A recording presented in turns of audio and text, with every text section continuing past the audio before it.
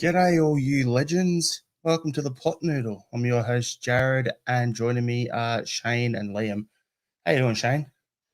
Yeah, not too bad, thanks, mate. I had my works end of year party last night. So on my right hand side, I've got a big mug of tea tonight. So if you're expecting me to get a little bit loose, not this episode, I reckon. It's going to be pretty straight down the line. So apologies in advance if anyone was looking forward to me teeing off again.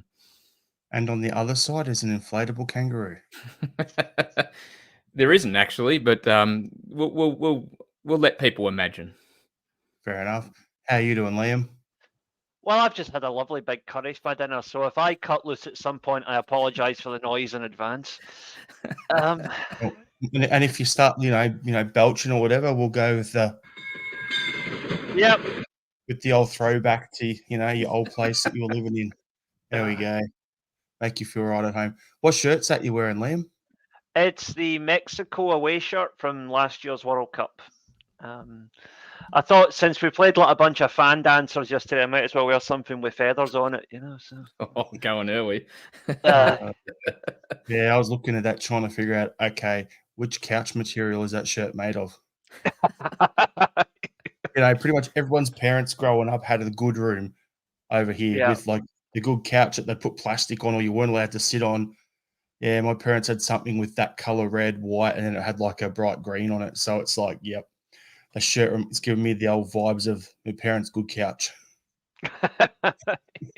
Great way to start the pod. But anyway, that's probably the highlight of the whole show, everyone. So Thank you for watching and good night.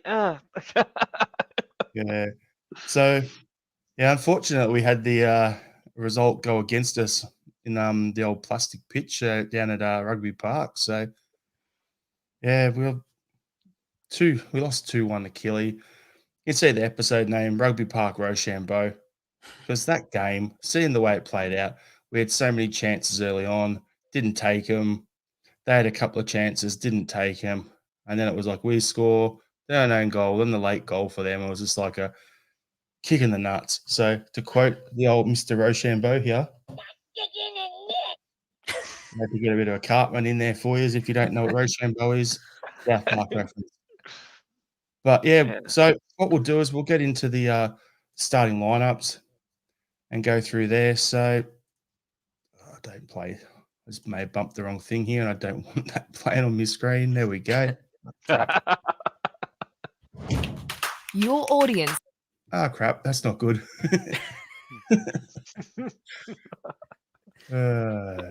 Great fun. Is waiting online. Hey, cut that out. Yeah, so just be glad it was that tab that went off and not the midget porn one. Just that's for the Patreon, Liam. Come on, Liam. That's behind the paywall. And now we'll know if we'll get demonetized today because the first 5 minutes Liam's mentioned midget porn, so we're pretty much. Hey, come on! That's not a swear. Neither of those words taken separately are swear words, so I think we're okay. Yeah, but you put them together that we have problems, But the defense rests. Yes. Yeah. All right. So we'll get back to it. So starting lineup, Joe Hart in goals. Craig Taylor, Liam Scales, Nat Phillips, and Alistair Johnson. We then had midfield of Awada, McGregor, and O'Reilly. So they kept that midfield pairing. Sorry, group there with pairing the Awada and Kelmac with O'Reilly in front. O got the start again. Mikey on the right, Palmer on the left. Then you look at the bench, and you had Kyogo, Yang, Forrest, Turnbull, Naroski. Bernabei came in from nowhere. I didn't know that he still existed. Bernardo, Bain, and Ralston. Tilio's dropped out. Shane, I want to get your thoughts on the starting lineup. So, what was your thoughts when you saw the lineup, and then overall the strength in the bench? Wasn't too surprised by the starting lineup, really. We had a lot of players who shone midweek against Hibs, and they got rewarded for that performance, particularly keeping O up top. And obviously, we had Palmer, who was fantastic midweek against Hibs. Obviously, he wasn't being dropped. The only question mark for me was whether you partnered Phillips at centre-back with Scales if CCV wasn't fit, or whether you actually went for Naroski coming back for his first game in a while, or even Lagerbjork. And I don't necessarily agree with the decision, or didn't agree with it at the start of the game, but you could make a case, I think, being very generous, you could make a case for Phillip getting a starting spot, particularly after he came on after halftime against Hibs. So in terms of the actual starting lineup, I wasn't too surprised. Obviously, bench-wise, again, a little bit surprised at Bernabei coming in.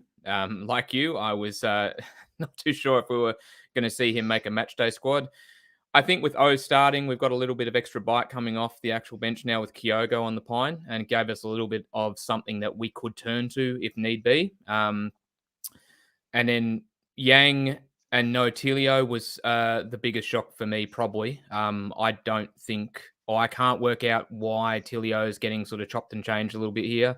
He got half an hour midweek. I didn't think he warranted any way to lose his spot. So that was probably the biggest shock for me. But overall, definitely for the starting 11, I didn't really have too many concerns apart from Phillips. Yeah, we'll talk about the whole centre-back situation a bit later on in the show. But yeah, Liam, what's your thoughts? Anything you wanted to add? No, I think Shane's pretty much covered it. It was a hard watch. I mean, the team should have been more than enough to get the job done. The pitch is an absolute dive, but we know it is, and we should have been prepared for that. It's I'll say one thing, right? I do not like Kilmarnock, right? I don't like the club. I don't like their fans. I don't like the way the team usually sets up. But I will give them their due. That second half yesterday, they opened up and they came and had a go at Celtic, and they got the result they deserved. So we often slag other clubs for playing 11 men behind the ball whenever they play us, but Kilmarnock opened up, they had a go, and they were rewarded for it. So fair play to them in that respect. Off the back of that, Liam, yeah, I'll just agree with you on that. I can't remember seeing a Derek McInnes team actually come and play some sort of, actual football rather than anti-football, parking the bus against us in years. Maybe going right back to the Invincible treble season was when they were the second best team in the land, and they'd get out there and they'd actually have a bit of a go at us rather than sitting deep and trying to hit us on the counter. So that's probably the last time I can think of one of his teams playing like that. So yeah, they deserve the result. But as Chris Sutton was saying on commentary, it was one of those ones where the more chances we missed, the more we were inviting them into the game. And that was no truer words were spoken on commentary at the end of the day. Like, you look at the amount of shots we had, the amount of opportunities we had, and we just were wasteful. And then next thing you know, an own goal swings the game in their favour. Oh, they were already on top in terms of the performance, but they weren't getting the goal. And then suddenly, you end up with where you're at, and they're just putting the ball through. They put that goal in later, and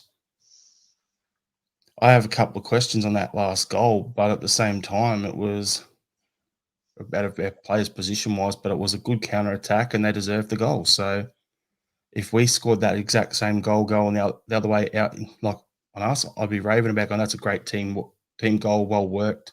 So I've got to give credit where it's due that way. I can't have the green tinted specs on. I've got the normal specs on, but, got to call a spade. They deserved they deserved that result. Unfortunately, we played like absolute rubbish, and yeah, you reap what you sow, I suppose. Yeah, I mean, it's such as the competitive and financial gap between us and the rest of the teams in this league that when we play badly, the other team still needs to play out their skin to get a result. And you need to acknowledge both sides of that. Yes, we were rank rotten, but Kilmarnock still played well above themselves to get that result. And, it's good that we can acknowledge that. Yep. Just going through some comments here. We'll bring them up and have a bit of while we keep talking about it. So let's get them here. So RL77 Plastic Not Fantastic. That was a potential podcast episode name tonight. So we went in a different route because I thought we may have done something similar in the past. Robert Gibson happy to tee off. The weather was better than the performance.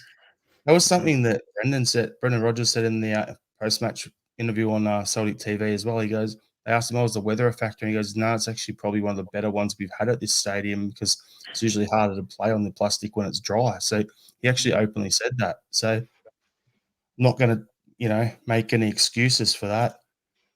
Andrew Galea, evening, gentlemen. Gee whiz, let's get stuck into Rodgers again. Do you want us to? Let us know in the comments. Because everyone is everyone's an open slather at the moment. Whether it's the board, the players, the management team, whatever, they're all not performing, especially on that result. Robert Gibson, my mum and 10 of her drunk pals could beat Killie. fair call. Johnny couldn't be on tonight. All right, lads, Celtic is shite. Yep, it's on the run sheet. Your thing from our group chat, I've actually put it on there, so we'll talk about that a little later for you, John. Keep it positive, Johnny. Yeah. Thanks for tuning in, mate, even though you couldn't be here tonight. Robert Gibson for the Champions League fantasists. That performance is exactly why we get our asses handed to us in Europe. Yep. RL77. Mikey Johnson wouldn't even be a guaranteed starter for other SPFL teams. I think he'd be a guaranteed starter probably at St Mirren or St Johnson. That's probably about it. Are there any of the Dundee teams in the top flight? I can't remember. I think so. Dundee is. Yeah, I always get confused which one's in the league. You get a game there too. Andrew Galea, we're outplayed in the second half.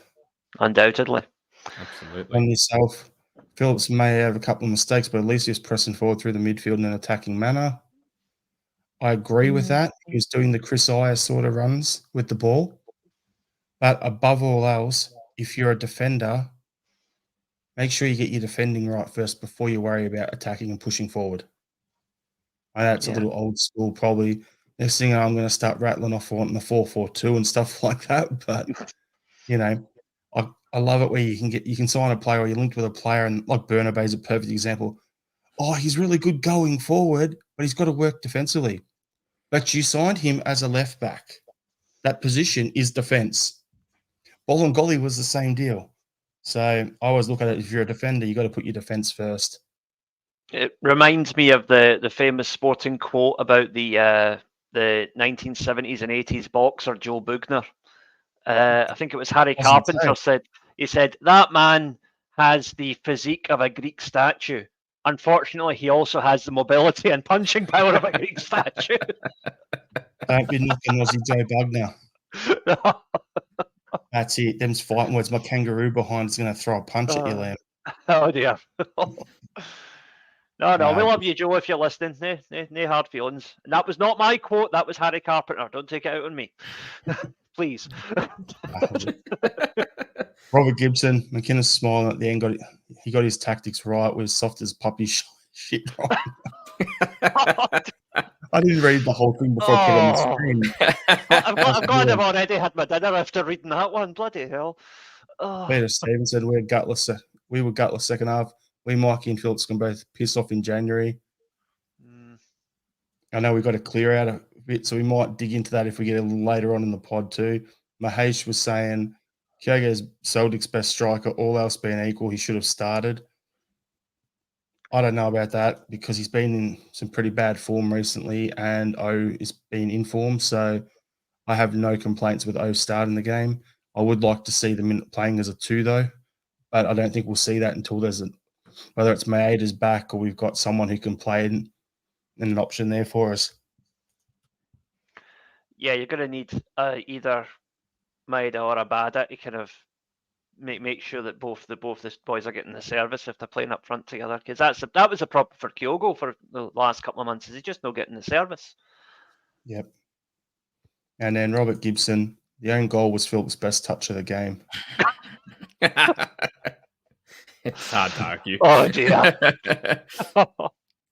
I've got some thoughts on that, so we'll crack on about it as well a bit later on. But yeah, I just wanted to get into the match overall. Shane, do you want to give your rundown of the first half? Well, I'm gonna and I've got an eye on the comments section while I do this. I'm going to take a very positive stance on the first half in that I think that we actually performed very well in the first half. I thought that opening 15 to 20 minutes, we were fantastic. We had them completely penned in, under pressure, repeat phases. We were moving the ball down really. We were moving the ball really well. Sorry, our passing was pretty good. We were making things happen. We weren't creating too many gilt-edge chances, but we were putting them under pressure, and they couldn't really clear their lines. The game kind of settled after that, and they started to work into it a little bit after that opening 20 or so minutes. But I still thought we were on top and definitely deserved that 1-0 lead at halftime. And I thought the likes of Calmac and Matt O'Reilly were playing particularly well. And, our backline didn't look completely faultless, but they didn't look troubled either. Like, I thought that we'd actually done pretty well in that first half. And I was very much but that being said, I was very much of the opinion towards the end of the first half that they were starting to work into it and that we needed to get a second goal pretty early on in that second half to nullify them. Otherwise, we were going to leave ourselves open for them to come back into it. So, look, overall, I didn't really have too many complaints for the first half. And, which led to a complete shock of what we saw in the second 45. So I'll bring up Mahesh's comment here. Blind Freddie knew that was coming in the second half because McInnes has tried this before. Celtic should have been prepared and onto it. Liam, you had anything to add to the first half before you just running on to the second half for us? Well, we remember there was that Killie chance where they hit either the post or the bar just before we scored. So I think the warning signs were there that, we were not shoring up the defence as we should have been. And they were, yet again, they were very clearly playing into our weakness at left back. Greg Taylor, can't fault his effort. Great servant to the club. That was his 100th game, I believe. But, there's a clear deficiency there, either in the player or how the player is being used, because it's not just Atletico Madrid that are exploiting it now. It's Kilmarnock. That's when you start to realise, guys, we've got a problem here. That was something I said in our group chat, Liam, where I'm like, it's a sad state of affairs for Taylor when he was, it's not just teams in Europe targeting him like they have done the last couple of years. You got teams in our league are doing it. And the thing is, you said if he's not being, what the reason for it is, it's one of those ones where I look at it and go, I thought he was potentially our player of the season last year, inverting in Ange's system, and that actually suited him. And now you get him in this system where he actually has to be left back and play with a bit of width, and he's getting caught out something chronic. So, yeah, it's just a bit of a strange one, really. Well, before we dive on the second one here, let's quickly go a couple more comments here. John said here, the players don't fit BR's system, but BR is trying to get square pegs in round holes. Yep. Gone Yourself has said, Brendan changed his style far too quickly, and now the players are struggling. Should have left the style in place and made slight tweaks, but he's binned the old style far too quickly. 100% agree with that. Yep. Andrew Galea has also said everyone had to change for Rodgers. And then we've got Rodgers has destroyed Kyogo. And then the last one I wanted to bring up before we get into is, where did Calmac and O'Reilly go in the second half? So, Liam, do you want to tell us where they went? Because someone in the comments said they must have gone to the pub. Well, if they're going to the pub, I wish I'd joined them. I tell you, watching that last night when I can't have a drink because I'm working the next day, was not a pleasant experience. To be honest, I think not so much to start the second half, but I think someone else mentioned it in the comments. When we took Iwata off, the midfield just ceased to be a presence. We just completely bypassed the midfield after that. And I think that shows that even when we were not playing well overall, I think that Iwata was kind of holding that midfield together and allowing McGregor and O'Reilly to do the damage they did in the first half, particularly leading up to the first goal. But as soon as you take Iwata off, that linchpin is removed and the whole thing just kind of falls apart. Some people are going to obviously say now, oh, well, we got beat and we need to go back to what we had before because we were winning before. And it's like, well, yeah, but we weren't playing well. This has been due for a while. And I hope that Rodgers doesn't reflexively just ditch the idea of Iwata in the holding role, because he did nothing wrong. And I think taking him off to bring Kyogo on was a mistake. We should have taken off, Palmer was largely ineffective. Mikey Johnson was largely ineffective. You could have taken either of them off for Kyogo and just gone 2 up. That would have been the way to do it. But then again, I'm not the Celtic manager, so what do I know? Come on, Liam. I'm sure you got some ideas. You probably understand how to use the Japanese players a bit better. Yep, I'll tell you that saying much. Yeah. I mean that, there's a saying in I'm going to go all sort of Mr. Miyagi for a minute here. There's an old That's saying in nuts. Japan that it's not about it's not about the weapon, it's about the person wielding it. And if we're going to say Kyogo's a weapon, that can be taken out of context. But if we're I'll going to give say you the Aussie version if you want, Liam. I know what you're saying here, right? right. The Aussie version of what you're trying to get at is Yeah. it's when you're with a lady and she says you got a bit of a small weenus. It's not the size of the nail, it's how you hammer it. That's the Aussie version of what you're trying to say. Oh dear. There you go. I went there. Yeah. If we get demonetized, it's that too. Well, you remind me of the famous game show quote from the 1980s, live on British TV. Anybody who watched TV back in the 80s will remember this. There was a game show called Strike It Lucky, and there was a guy on it who was about 25 stone, right? And really nice guy, but he said, "So you married?" He's like, "No, I'm single." He says, "All right, well, you're on live TV, 18 million people watching. Here's your chance. Make your pitch to the ladies watching on TV." And he's like, and he freezes, right? And he just goes, I've only got a small one, but I've got 22 stone to shove it in with.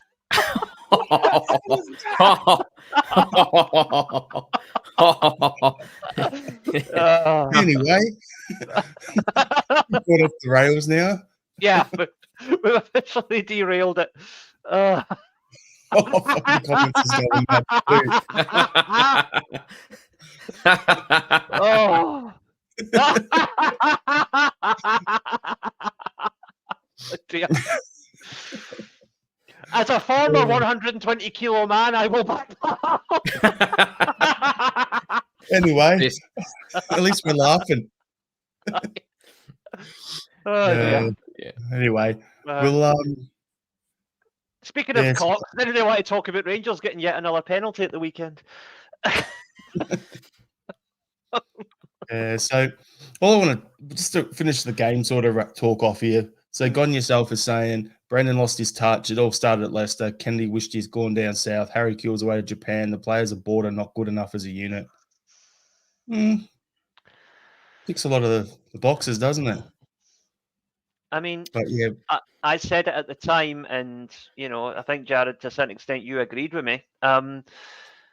We should have gone for a continuity candidate, not a different style of manager. We wanted to keep in place what Ange had put in place, and for good or for bad, Brendan Rodgers has largely unpicked a lot of that now.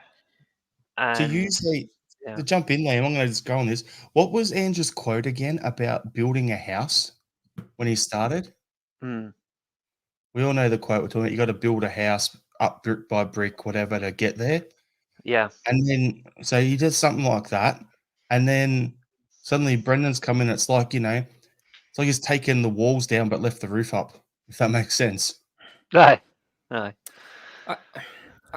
think just on that second half, and it was quite a shock to see just how badly we were bossed. They pretty much from the first whistle, they just had us under complete pressure. They pressed us, they were in our faces, and we couldn't handle it. We completely went to water. We looked all out of sorts, and it just felt like a matter of time. And it was rinse and repeat, same mistakes over and over again. The back four looked vulnerable. Our midfield was non-existent. I'm going to be honest, I'd probably disagree with Liam. I thought that from the opening 45, or from the opening whistle of the second half, I thought our midfield was being completely bypassed. Not necessarily saying that was particular players' fault, just we seemed to be bypassing the midfield because of the pressure they were putting on us. I actually did think the move to take Awada off and bring Kyogo on was the right one. I thought at that point Awada was relatively ineffective from what I was watching. But my issue with it was just too late. It was after they had equalized. It was about 10 to 15 minutes way too late when we actually needed to get a foothold in the game. And it just seemed to be coasting in their favor. It felt inevitable that they were eventually going to create a couple of gilt-edged chances and put them away.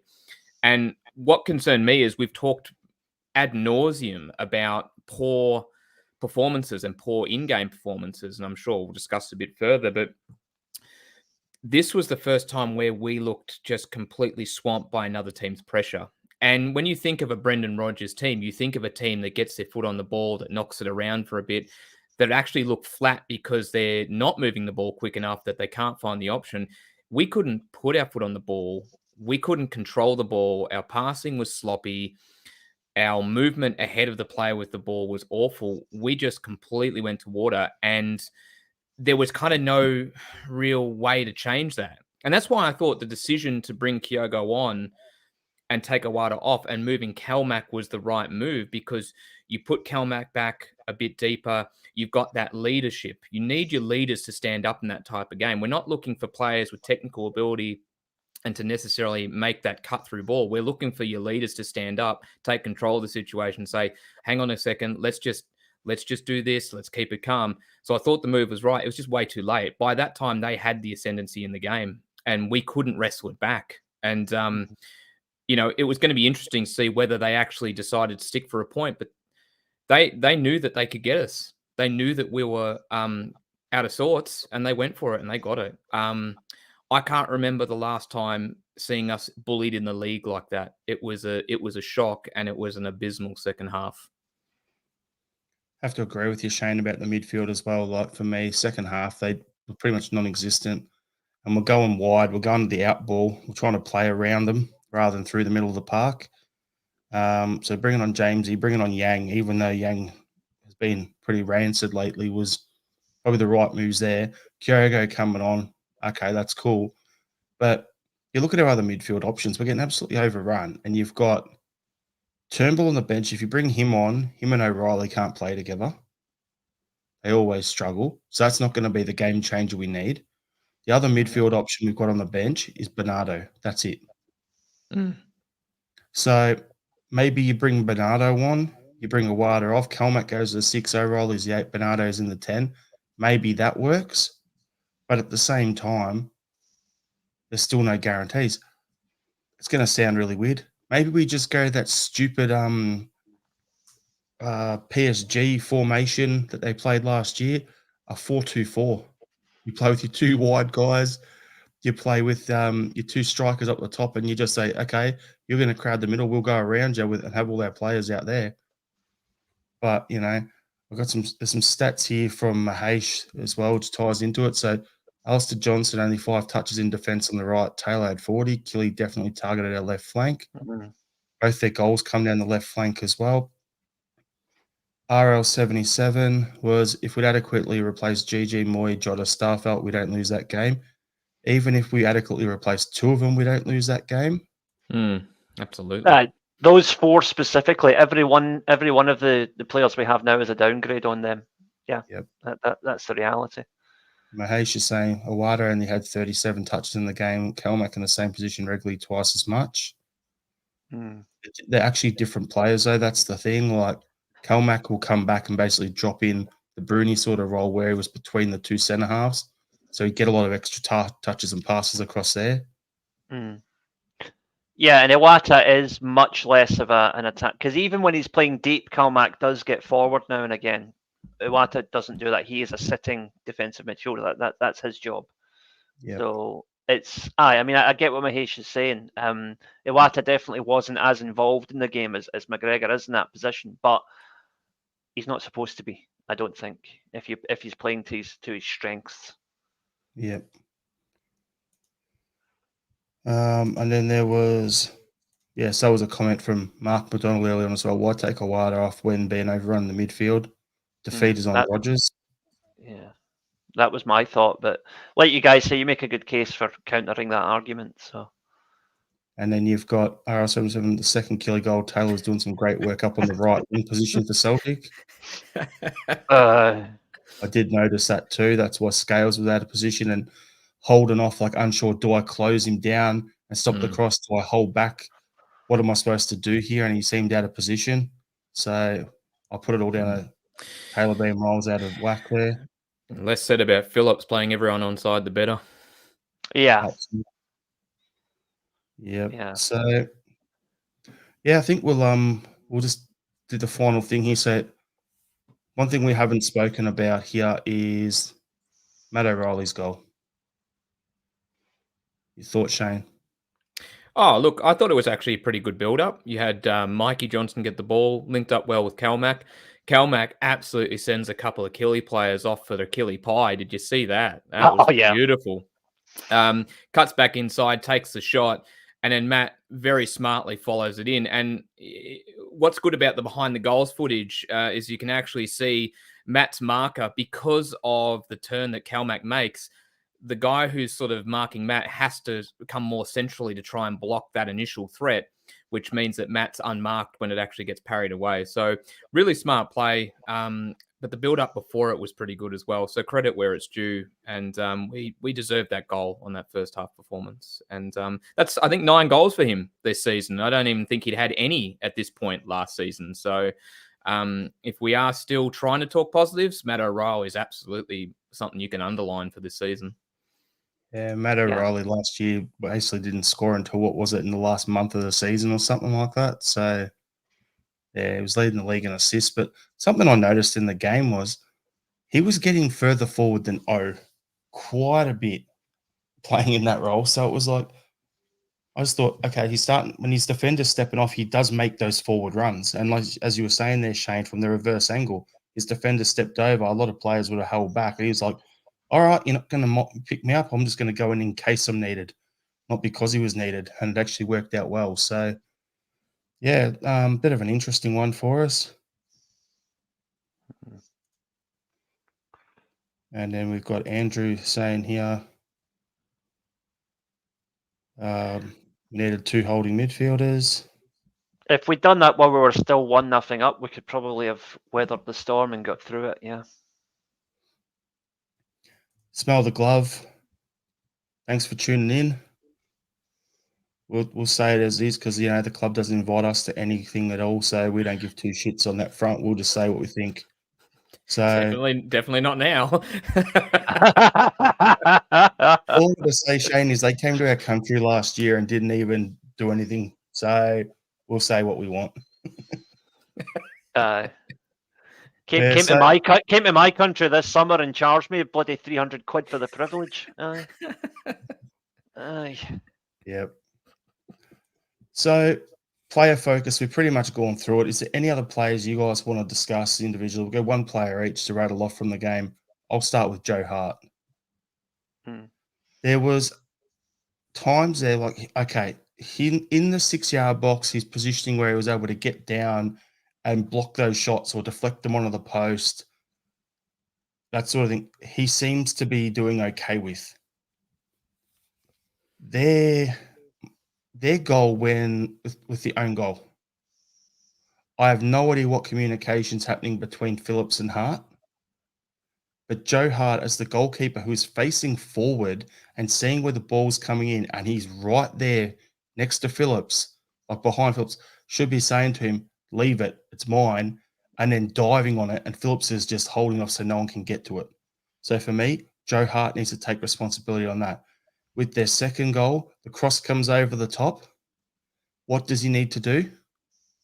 Come and put a punch on it or come and grab it. That's the issue for me with Joe Hart at the moment. He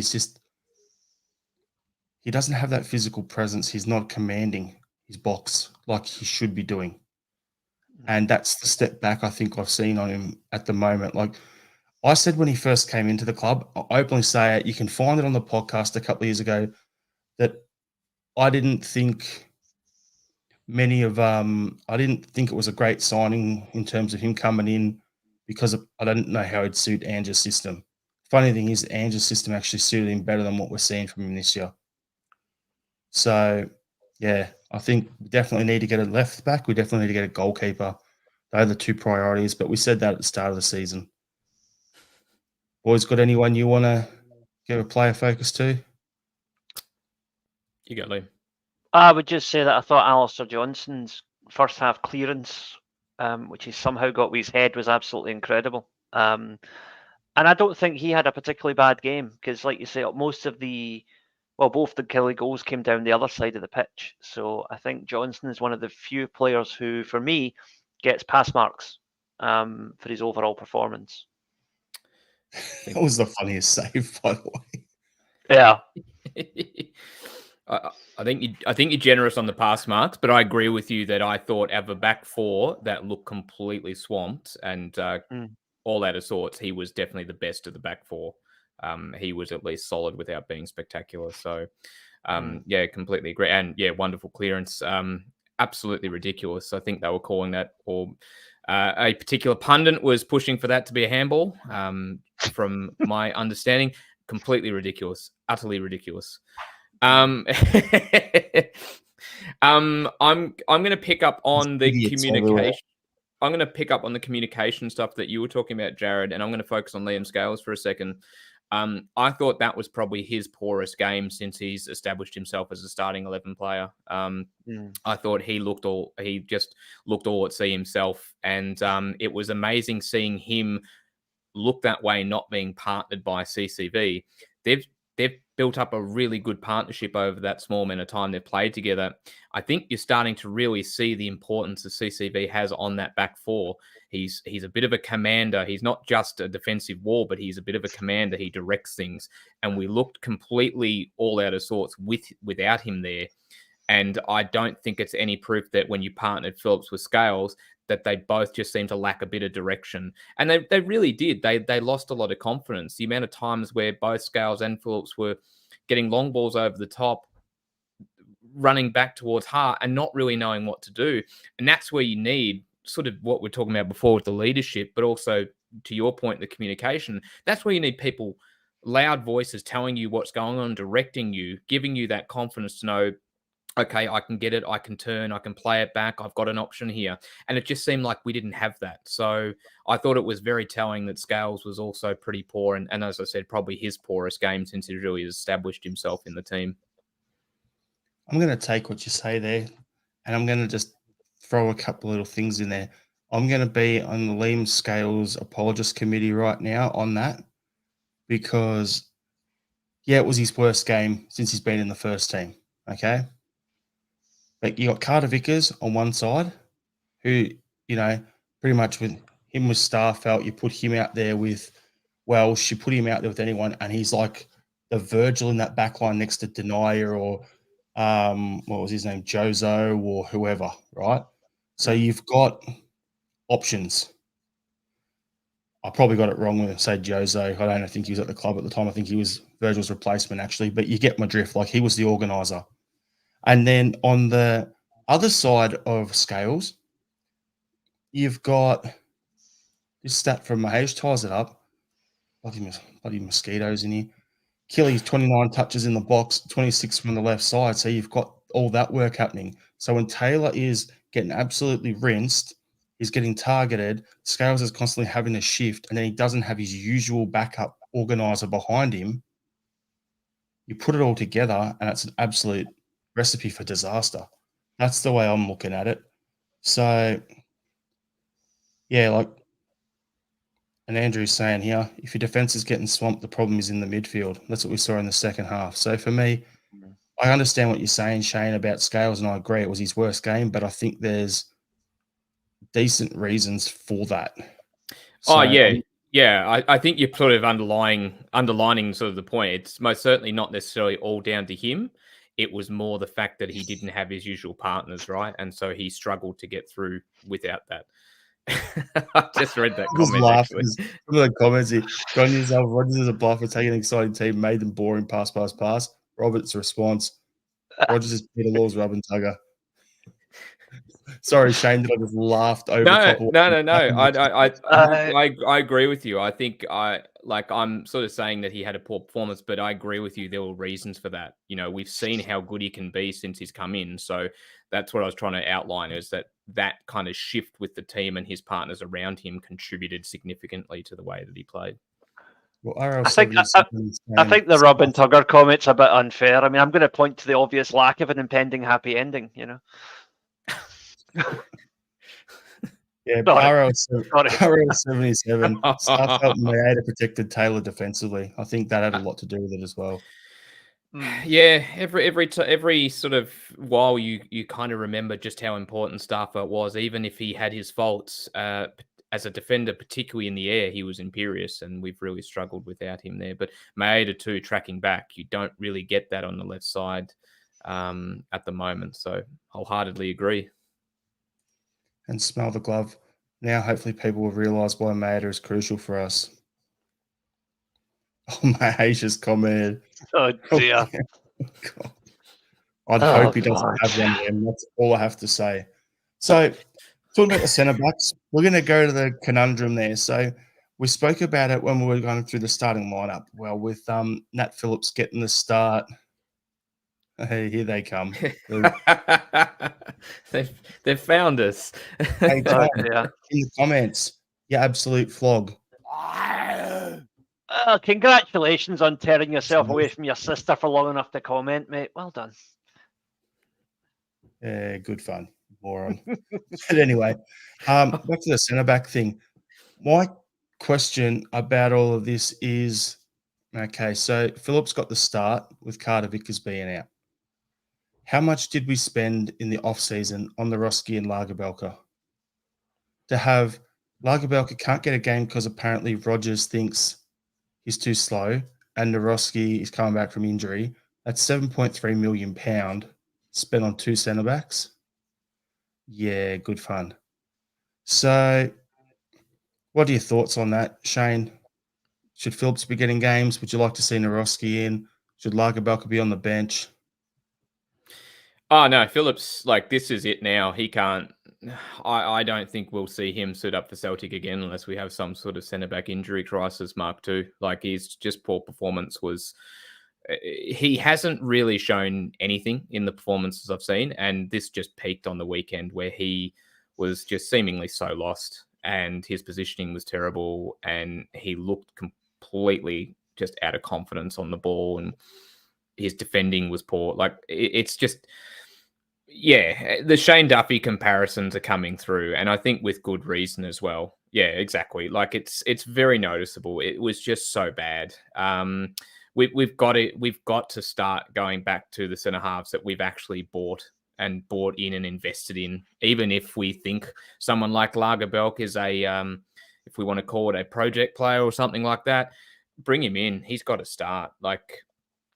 Or Naroski. Like, Naroski being on the bench, you'd almost go, just bring him in. Even if he hasn't had match time for a while, just bring him in. Yeah, it's hard to find anything positive or endearing about Nat Phillips's performances so far, but I can't see how he can possibly warrant another start based off of what we saw at Rugby Park. No, and the thing is, Carter Vickers, whoever you play alongside him, he's going to make them a better player.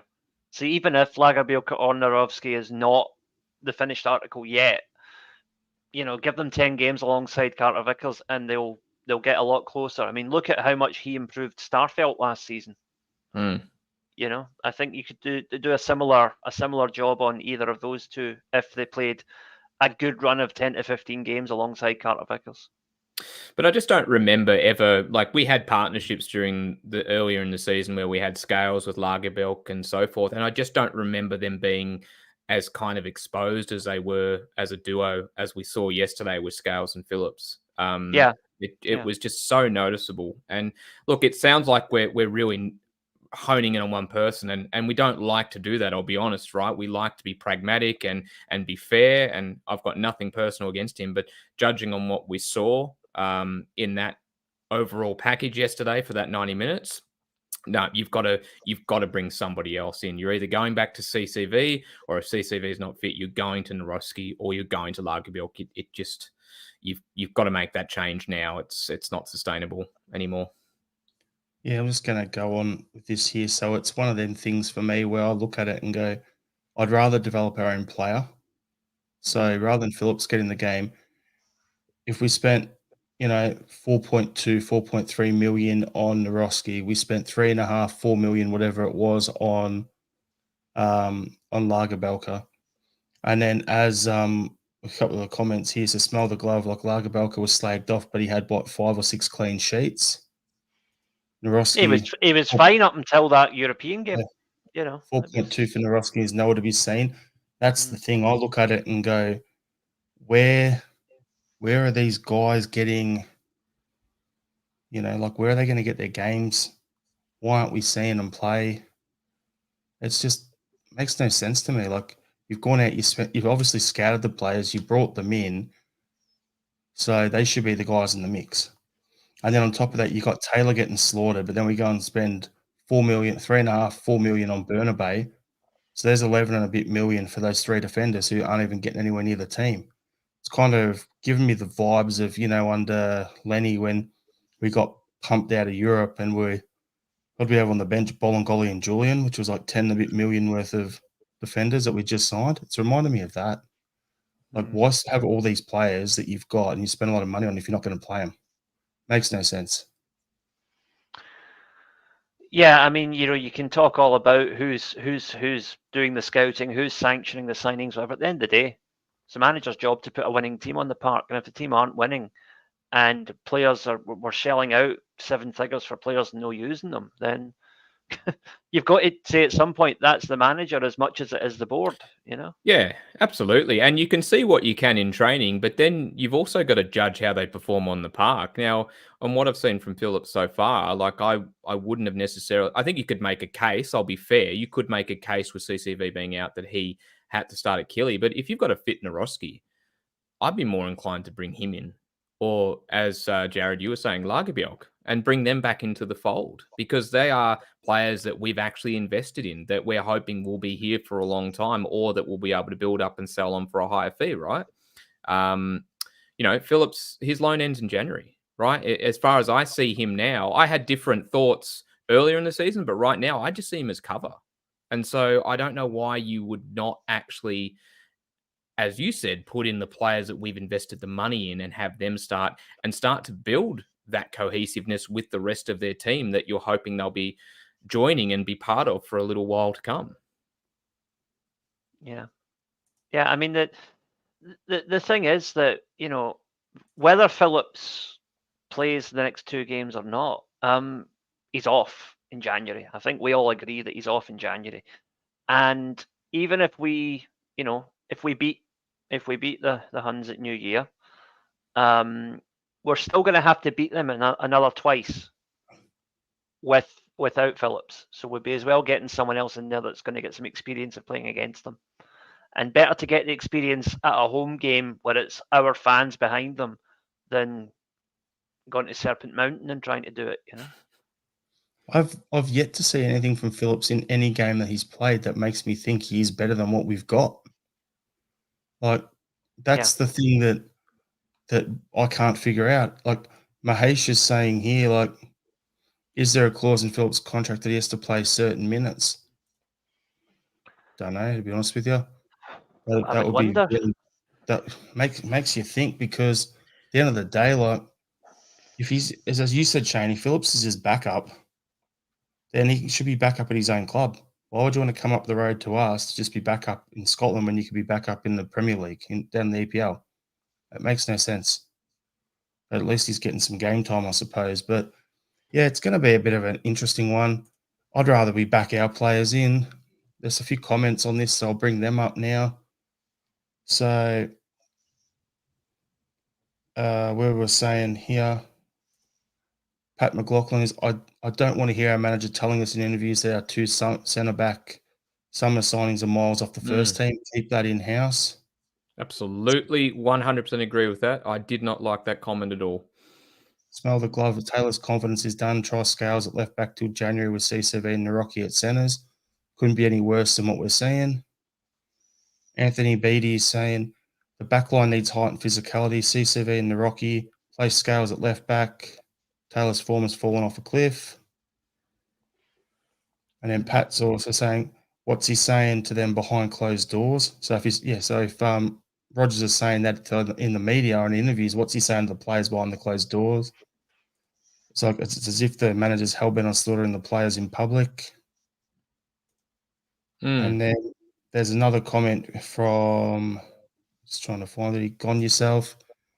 Because Rogers has his favourites, get rid of the old guard, Turnbull, Mikey Johnson, Forrest, Taylor, etc. So there's a few comments here and there, but yeah, it makes you wonder what's being said. Oh, jeez, he's back. Warren. No, I'm just going to go off on that tangent because I didn't like that either. Now, from recollection, this was post the kind of verbal pasting he gave the team after their first half performance at St Johnstone, which was warranted. And I thought that was done well enough and showed a side of Brendan that I thought was, well, he wasn't willing to cover them for that performance, but he didn't really single individuals out. You know, it was a collectively, we were awful, right? We got it wrong and the players need to learn. But then to go into the media and to basically say they are miles off it, you're talking about players that we've invested in. Even if they are miles off it, it's a really unusual thing to come out and say that to the media, put it in the public domain. That is something you'd more keep indoors. There are different ways that you could put that. I most certainly was surprised when I read that, and I found that it wasn't really the right thing to say. Now, maybe he's trying to elicit some sort of response and get them to be better in training. I don't believe in that. I think there's different ways to do that. I think you can say it in different mannerisms and not directly basically question. You're basically saying they're not up to our standard, which is going to lead to questions say, well, why did we sign them if not up to our standard? You know, you're only going to ask or generate more questions and negativity around the decisions to sign them and the players themselves. And I think as a manager, you have a job and a duty of care to still protect your players, even when they're not necessarily playing well or doing particularly well. There's a time and a place for maybe critiquing them to that degree. I didn't think that was the right time. Talking about that, if they're not up to our standard and we put all the time and effort into identifying the players, scouting the players, recruiting them, getting them in, and they're not up to our standard, then one of two things happens. Either our recruitment staff also aren't up to our standard, or somebody clearly doesn't know what our standard is. Whether that's the gaffer, whether that's the recruitment staff, there's issues there. So RL77, not questioning the players, more questioning the recruitment. That ties into what I just was saying there. And Mahesh has got a doozy here. Naroki, 4 million, 156 minutes so far, 25 grand a minute. Jesus. Gee whiz. It's insane. So, yeah, well, I'm just going to ask you, Liam. So, this is the question that John asked in our group chat. So why is Celtic shite at the moment? And what will happen in January? Do you really think Brendan is going to get backing from the board? What do you think, Liam? One of two things will happen. Either we go out and spend 25, 30 million completely overhauling this team to get it to what Rodgers wants. And I don't necessarily think that will lead to better football, but it will lead to better results. Or same old, and Brendan Rodgers is out the door before the end of the season because he's not been given what was promised to him when he agreed to come back. Because at the end of the day, and say what you will about the ability of the man, he's an excellent manager. I'm not going to question that, but I do question his character, and I think he has proven in the past, not just with Celtic, with other teams, that Brendan Rodgers' number one priority is Brendan Rodgers.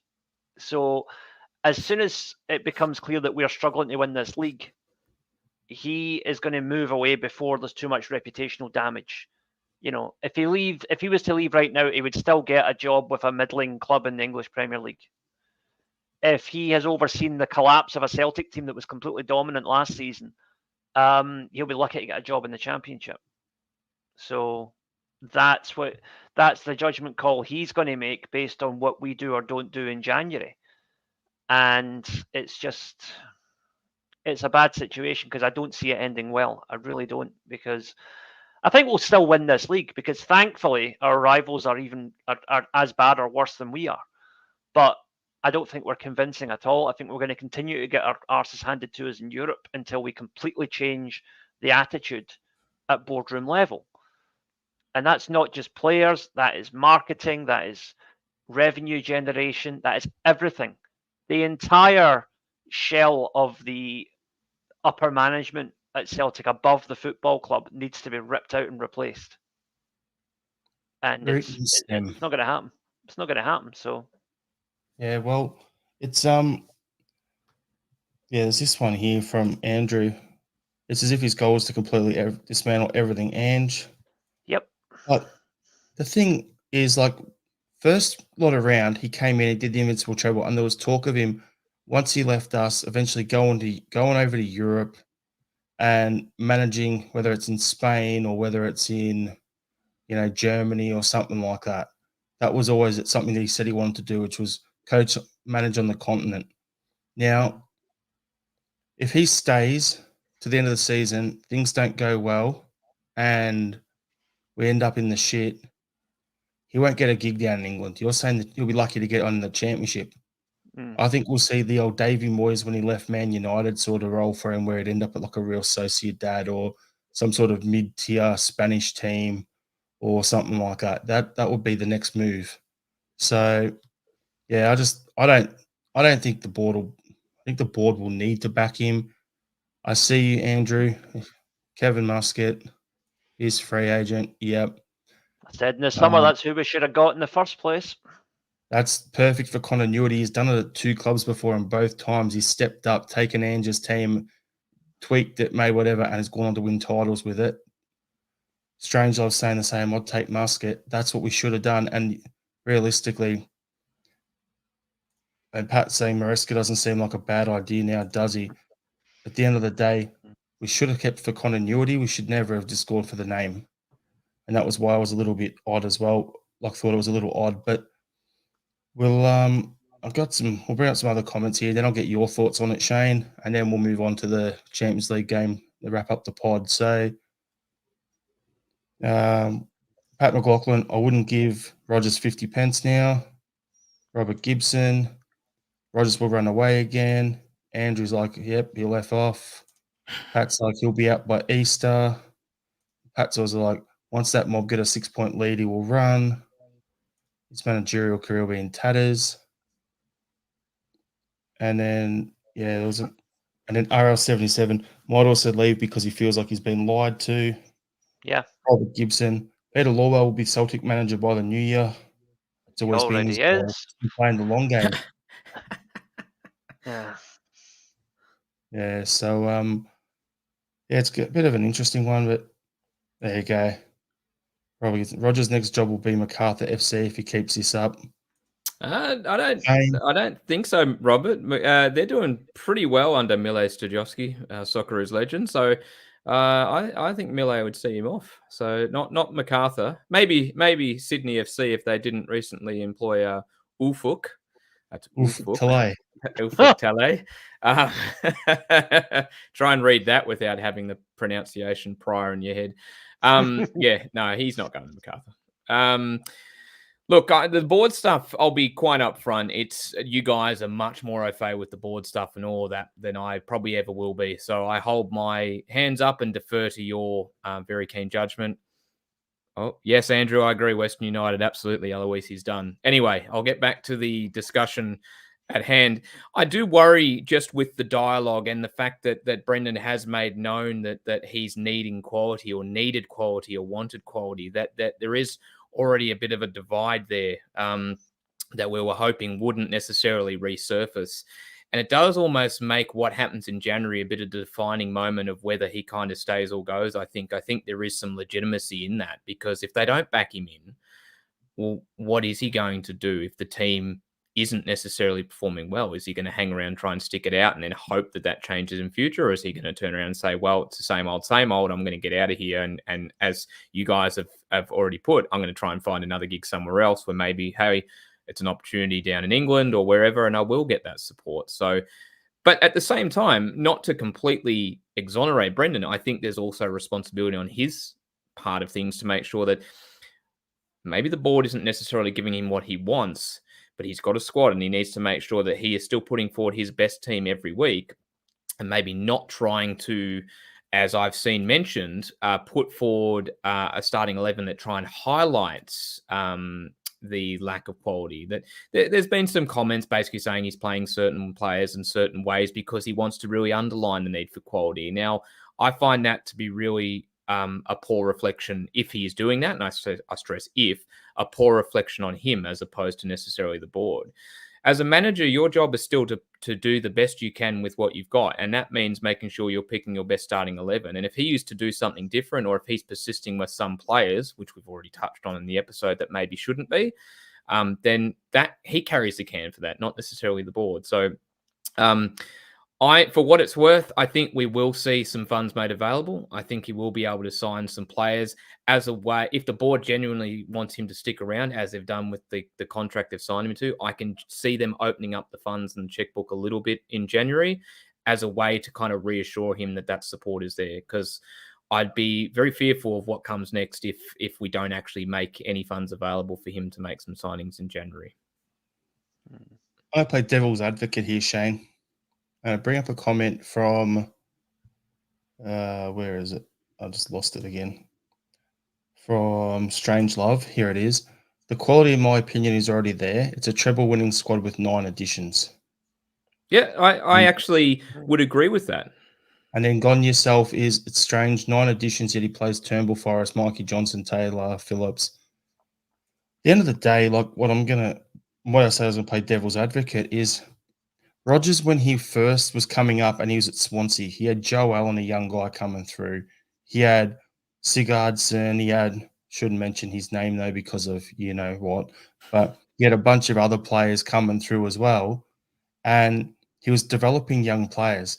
He went to Liverpool, brought through Raheem Sterling, brought through a bunch of other young players through there as well and developed them and made things happen. His first stint with us, we had a good squad. There was youth there, and he developed and brought through players. He's gone to Leicester. He did the same for the first couple of years there, but the last couple of years there, his recruitment was rubbish, and he was just spending money. He's come back here and he's saying, I need quality. Okay, but are you a checkbook manager now, or are you going to develop what's here? Because there's some bloody good players at our club. And if you're the manager you say you are, you should be able to develop them and play them and play in a way that build a system that suits the players you have available. Don't go, this is my system, this is what we play, and chop and change and muck around with it until you get something right. You do that, you're basically being a Claudio Ranieri, the Tinker Man, who did that when he was at Chelsea, got the flick for it, did that when he was at Leicester after winning a title, got the flick for it. So realistically, the chopping and changing and asking for quality and always putting their head going, I need more money, when you've got a 32-man squad, you've got to either make the most of what you've got and bring in 2 or 3 like he did his first stint at the club, or move on a bunch of those players you don't want and then reinvest it into your squad and build that up again. He hasn't done either. So it's a bit of a shit show to be in, really. That's the way I look at it, and that's the whole devil's advocate side. Just to add something to that, Jared, the other thing is, if you are the Celtic, just to put, again, to play devil's advocate here, if you're the Celtic board right now, you've also got to say, well, which is going to be easier to do in January? Give Brendan the money for the players that he wants, and we still might not get any better as a team because it might just be the tactics aren't working, or get him out the door and get another manager in who's going to bring back the style that Ange was playing and probably need less money to do it. Well, and since we're doing devil's advocate, you know, and this gets back to Strangelove, the doctor's comment, and I think judging from you guys as well, we believe that this is a squad that should be winning the Scottish League and that has quality in it to win the league, right? Yeah. So if you're the board and you're out of Europe and you come to January, well, you're making funds available for literally some quality players to basically go and win the league. But if you assess and go, well, we think this squad already has the quality to do that, you're probably not going to be super inclined to open the checkbook and give him the funds, right? You're going to be like, well, hang on, you've got what you need. Europe's over now. We've done that dash. It's been another disappointment.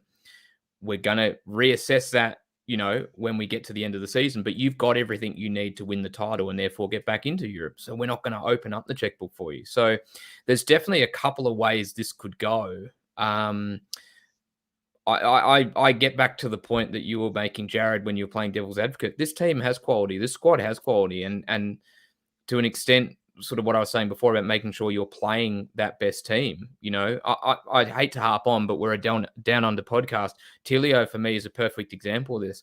I have no idea why on earth he was dropped from the squad against Killie.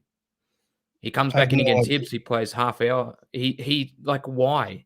He's that kind of player where, no disrespect to Mikey, and he's done a great job, right? I like Mikey. I don't have any issues with him. But, you want Tilio to be that kind of guy, that production line, right? Where, okay, someone's down, bring in the guy that we've invested in, that we're looking to develop and build up, right? That's Tilio. Put him in, give him a chance. Maybe not necessarily start, but bring him on at halftime or whatever. But we're not seeing that. It seems to be a real kind of push before he gets the opportunity, and I don't understand why. And this is very different to what I think we used to see under Ange. Well, the production line that we talk about is spot on. Like, okay, it was Jota out there. He's been sold. Now it's Abada's starting position. He's injured. We signed Tilio and Yang to back him up. So I look at it and go, Tilio's better than Yang. Tilio is better than Mikey Johnson. Maybe the only reason he wasn't in the Killie thing is because of the leg injuries he's been carried on since he's come in, did no pre-season. You don't want to play him on the plastic. That's the only reason I could think he was dropped out of that, because there's no way in hell Yang should have been playing before Tilio with what we've seen recently. But, and then you get the production line on the other side. All right, Maeda starts. You've got Palmer. You've got, you got other guys who can play in there as well. So Tilio can go over there as well. So it's I don't know. Yeah, and then Gone yourself is saying Tilio's class. Rogers loves his old guard crap. He's also saying Tilio's quality, doesn't like him. Yeah, it's just, I don't know, it's just frustrating. And Andrew Goulet is saying there are better Aussie wingers than Tilio. Yeah, there's a couple. Yeah, no, I wouldn't disagree with that, Andrew, but not at Celtic. Exactly. No. So I'm not talking about Tilio like he should be the starter every week. I'm being realistic here. When we got a full squad back together, you're going to have Maeda, Palmer, and Abada. Those three will be your starting wingers. Most of them can switch positions anyway. So Palmer can play on the left, Abada will play on the right, Maeda can play both sides. So we've got the coverage. You need that fourth string. Who's your next man up in that spot? And that's where I see Tilio being the best of the next batch, which is your production line. So if one of those guys gets sold in a year or two, then you've got Yang, you've got Tilio, you've got those guys ready to come in. So, yeah, it's just, I don't know, it just doesn't seem right. No. All I want is Ange back in a bag of cans. Yeah, 100%. 100%. Lots of cans. Yeah. So, Strange Lovers, here's my hypothetical. Brennan was happy on his sabbatical, resetting after experience at Leicester. We were looking at Maresca, Knutson, Muscat, Gallardo. Yeah, I thought Gallardo. And Desmond picked Brendan. Kind of seems that way, doesn't it? Yeah. Don't know enough about Maresca, but we're gladly taking any of the other ones. Yep. All right, let's leave that talk there. Let's talk about the Champions League game on Wednesday night. I think it's 7 a.m. Do we have to? 7 a.m. Thursday morning our time. So we're going to keep it nice and quick. Are we going to get pumped? And if we are we going to get pumped worse than Lana Rhodes does on the daily? Or is it going to be a manageable pumping? Liam, what do you reckon? This isn't just a pumping. We're moving into Bukkake stages here. This is going to get nasty. Jesus, that is way over the top, and we're demonetized. Right? No, yeah, we are getting. I think we're going to get an absolute scalping. And yeah, it's not going to be pretty. I really hope I'm wrong, but I just don't. I don't see us doing anything. I think the whole European campaign has been a whimper, and that's where it's going to end. We are going to get we're going to get done. Yep. So we've got got Martin. We're truly pumped. Oh dear. I've worked that out. Yeah. Will the crowd turn up?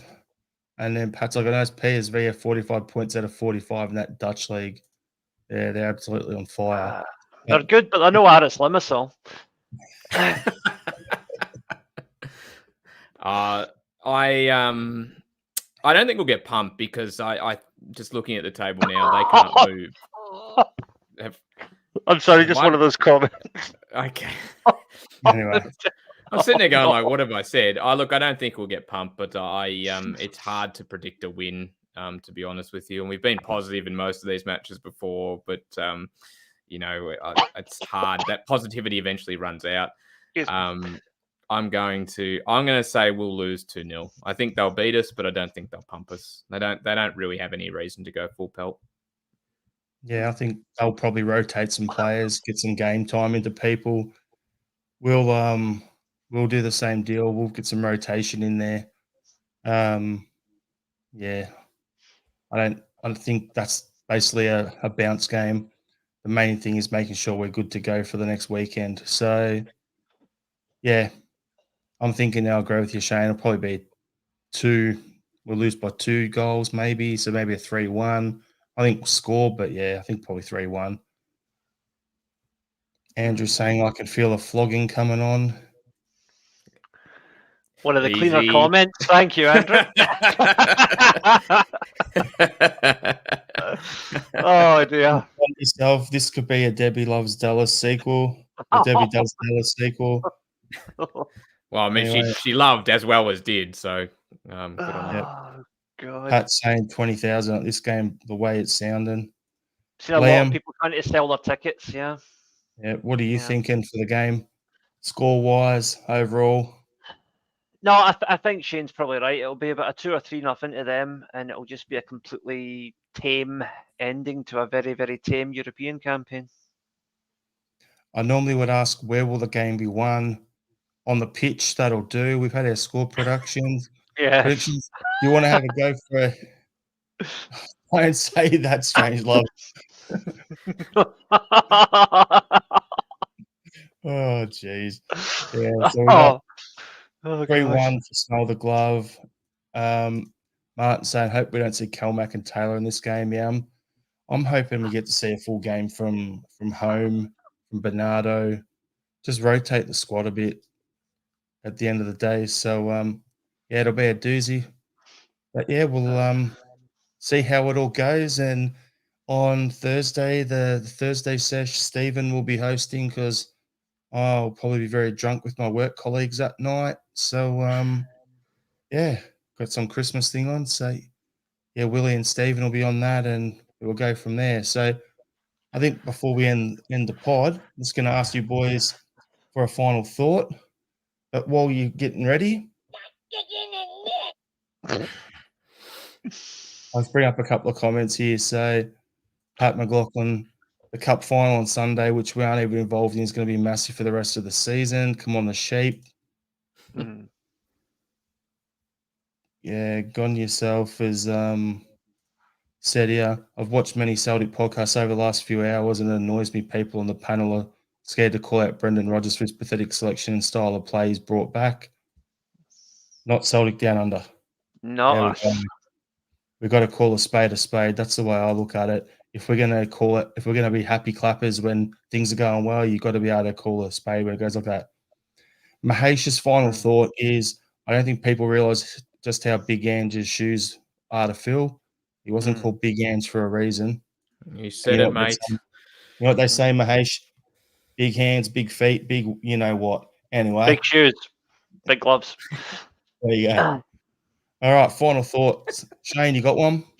Yeah, I'll be quick. A couple of months ago, or a few weeks ago actually now, I watched Dairy Girls for the first time, and I ended up binging it because I loved it so much. Such an enjoyable show, really well done, absolute quality. Touches on some very serious matters as well as obviously the humor based within the sitcom itself.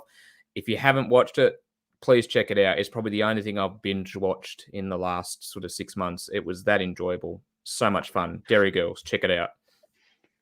Talking about that, then I'll use that as a great segue for my final thought, because my final thought, I saw this comment from Martin here before, and I'm like, that's my final thought sorted. Martin's final thought was that, right? Now, my wife has been watching this show on TV, Boston Legal, and it has the most porno theme song ever. It is fucking hilarious. Like, I'm walking out to go to the kitchen. I'm like, what the hell is she watching? Just hear the tunes. You think, there's some dodgy shit going on. So, yeah, there you go. That's mine. Liam, final thought? Well, I'm going to share a wee bit of news that I've just read here. Apparently, Yoko Ono is going to be on the next series of I'm a Celebrity, Get Me Out of Here. She's particularly looking forward to the Bush Tucker trials because she's been living off a dead Beatle for the last 40 years. Oh, Jesus. Jeez. All right. Wow. And then check out the social media channels at Celtic Down on Twitter, Instagram, Threads, all that stuff. CelticDownUnder.com. Go on there. There's t-shirts, there's bottles, there's hoodies, there's stuff on there as well. Appreciate each and every one of you tuning in. And hail, hail. Hail, hail. Hail, hail.